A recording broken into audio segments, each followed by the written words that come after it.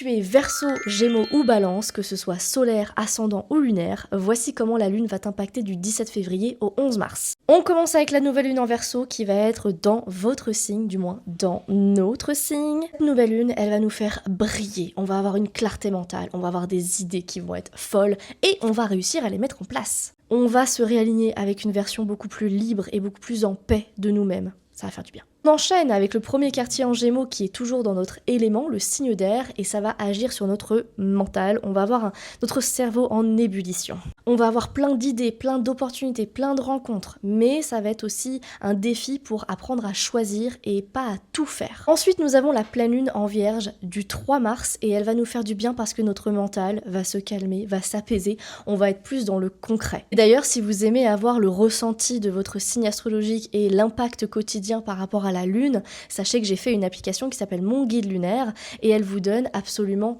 toutes les explications de la lune du jour par rapport à votre signe astrologique, les rituels à faire, les conseils à faire et les choses à ne pas faire pour votre signe astrologique, l'impact physique, émotionnel, bref, vous avez tout. Et on termine avec le dernier quartier en Sagittaire du 11 mars et ce quartier de lune va nous donner envie de remettre en question beaucoup de choses, certaines croyances, c'est tout ce qui va toucher à l'intellectuel. Les 3 pierres qui vont convenir au signe d'air, ça va être la labradorite, l'apatite et le cristal de roche.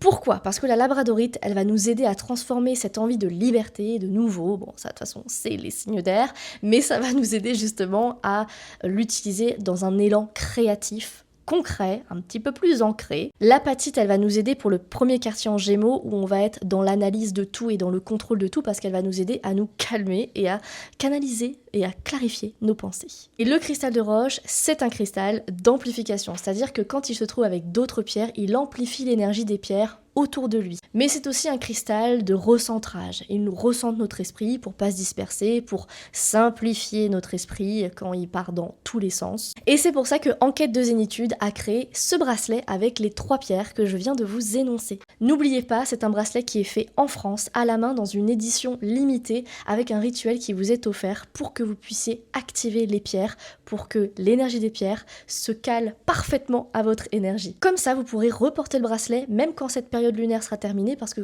dès que vous ressentirez à peu près les mêmes énergies que dans cette période, et bah le bracelet réagira de la même manière. Vous avez toujours moins 10% avec le code Lucidis et avec les soldes d'hiver, pour tout achat, vous avez un pendentif qui vous est offert avec les pierres de votre signe astrologique.